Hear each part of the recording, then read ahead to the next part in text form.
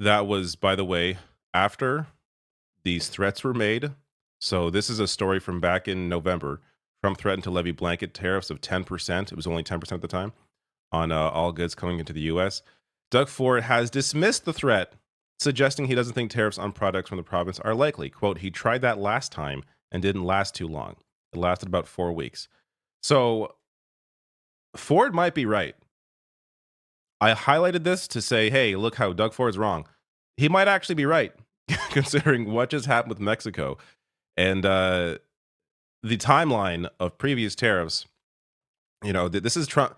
This is what Trump did before. Though it wasn't as, let's be clear, it wasn't a blanket 25% on everything. It was they were more targeted at the time.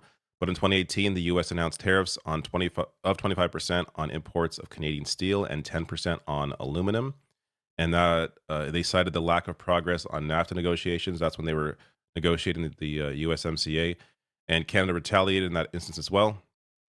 And then a year later, Canada and the U.S. agreed to end the tariffs, and then Trump brought them back again. A year after that, this is August 2020, Trump reinstates tariff on Canadian aluminum, only to then call them off a few weeks later. So this has been an ongoing thing, and now it's 25% on everything, which is insane. And the markets that you know um, that Trump cares so much about are reacting to it. He may change his mind. I want to highlight this because I can't do a video just praising Doug Ford. It's not possible. We have to give context here. The NDP is highlighting what they say are bad deals signed by PC leader Doug Ford. So these are a few examples of some of the terrible things Ford has done. Weakened Canadian content requirements for Ontario line subway vehicles, reducing opportunities for workers in Thunder Bay.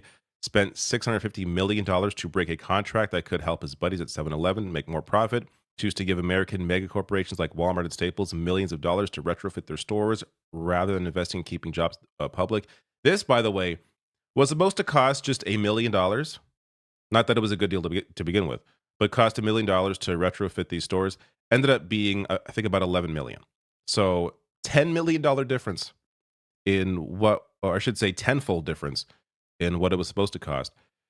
Handed over $100 million to Starlink. We just discussed that. Signed a sketchy 99-year lease with an Austrian company to build a luxury spa that every Ontario household will now subsidize for $400 each.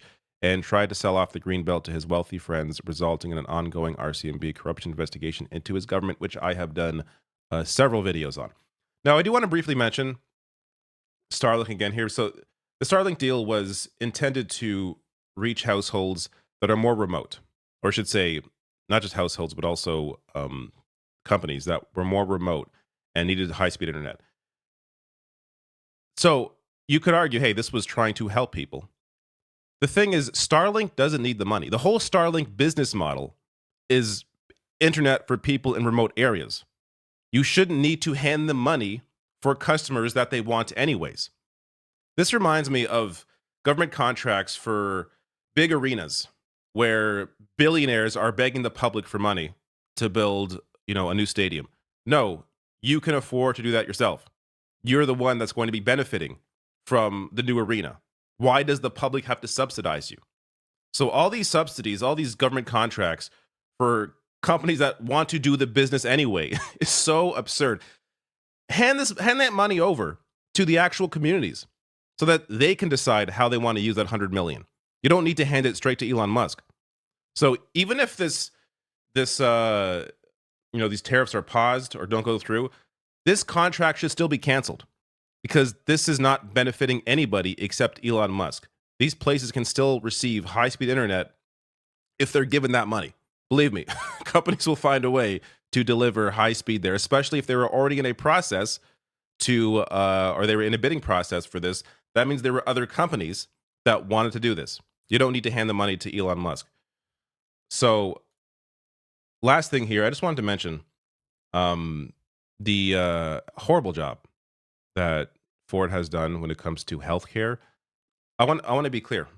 There's an election going on in Ontario. So this I haven't really had time to properly cover it. So I'm finding ways in other videos to mention issues here and there. But The absolute giveaway to staffing agencies that the Ford government has done. So, CBC here, how nursing staffing agencies are costing Ontario hospitals untold millions. Auditor General report finds agencies charge hospitals as much as $160 an hour for a registered nurse, which is significantly higher hourly rates than they pay nurses directly. So, instead of just hiring more nurses directly, they're handing this money to staffing agencies so that whoever's running these agencies can make millions of dollars in profit. Why? This is a complete giveaway, again, to Doug Ford's buddies.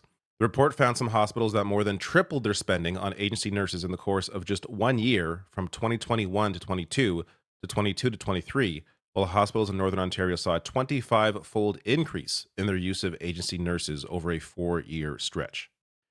It's just a complete giveaway to private industry for no reason. You don't need these staffing agencies when you can hire the nurses directly. That's one example of how we screwed up healthcare. There's many examples. But that said, good job, Doug Ford. Good job. Good job announcing the cancellation of this contract. We're going to see if it goes through. But I think this is something that absolutely needs to happen, and credit where it's due.